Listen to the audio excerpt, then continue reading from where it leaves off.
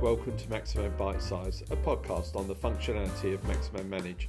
Today is the third episode in a series on asset management, and we will be discussing three applications: meters, meter groups, and condition monitoring.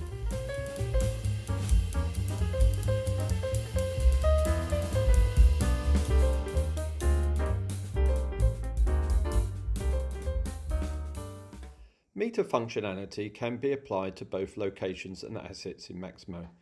All three applications will be found in the Assets module. Meters. There are three types of meters. A continuous meter is one where the meter reading increments over time unless it is reset or it rolls over. Think of a utility meter or the meter in your car that tells you how many miles or kilometres have been travelled. This is the most common meter type, as it is the type used with meter-based preventive maintenance. A gauge meter records a numeric measurement, the readings of which can fluctuate over time. Think of the pressure gauge on a car tyre. You could record the measurement at the start of each week, and when it drops below a certain level, you need to take action. The characteristic meter is used for an observation, the values of which can be selected from a domain set of values. This might be how filthy your car is, from clean, minor dirt, dirty, very dirty, and you would take action when the observation value you make at the beginning of the week assesses your car as dirty or very dirty. With a continuous meter, you need to decide whether the meter reading type is an actual or a delta reading when compared to the previous reading. With a characteristic meter, you will need to specify the ALN domain to be used for the observations. Other types of domains can't be used.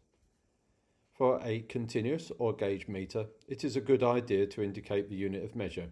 This is not needed for a characteristic meter. The Where Used tab indicates where the meter has been referenced on a location, asset, preventive maintenance, item or condition monitoring record. A meter on an item or tool is most often used for measuring fluid consumption. There is an action for viewing the meter groups where the meter has been referenced. There is no status field for a meter, and meters are added at the system level in Maximo. Meter groups. A meter group, as the name implies, is a set of meters that are used together. When a meter group is applied to an asset or location, the meters in the meter group are copied over to become asset meters or location meters. The sequence field is used to sort the meters in the meter group. All three meter types can exist in a meter group. One advantage of using a meter group is that a new meter can be added to the meter group, and you can choose whether it should also be added to all assets and locations that reference this meter group. The checkbox, Apply this meter where group is used, is defaulted from the Apply New Meters Where Group is Used checkbox that is in the header of the meter group. The checkbox on the new meter can be modified until you save the meter to the meter group. It is then read-only.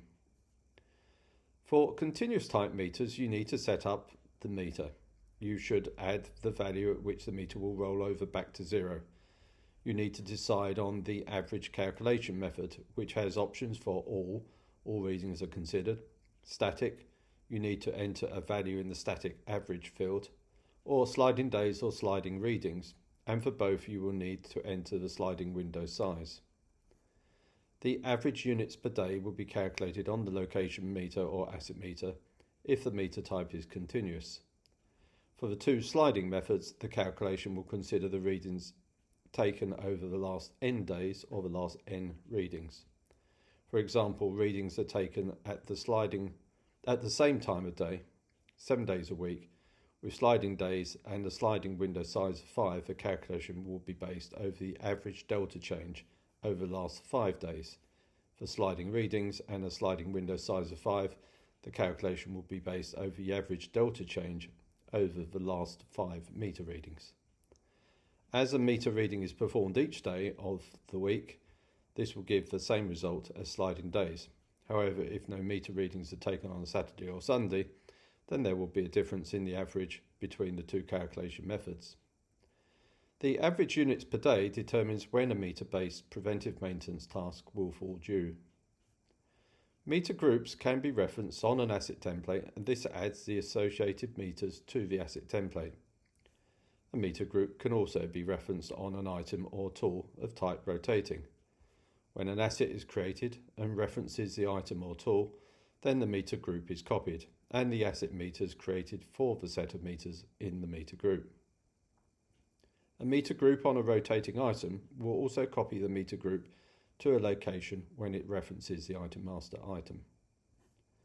There is no status field for a meter group, and meter groups are added at the system level in Maximo. Condition monitoring.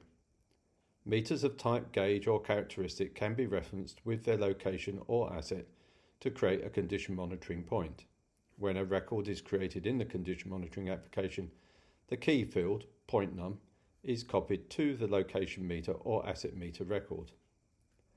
The relevance of creating this link will only become apparent when meter readings are entered, as the meter reading for gauge and characteristic meters will also be copied to create a measurement record against the condition monitoring point. For gauge, the reading value will be entered in the field marked measurement. For characteristic meters, the reading value will be entered in the observation field. If a measurement falls outside of the action limits, a work order can be generated manually or automatically, applying the reference job plan or by generation of a work order from the reference PM. When an observation is made for a characteristic meter, the job plan or PM associated with the domain value will be used on the work order created. The automatic work order generation uses the cron task called measure point wo gen cron task. The work orders generated are visible from the condition monitoring record. When a work order is generated, the work priority referenced on the condition monitoring point can be copied.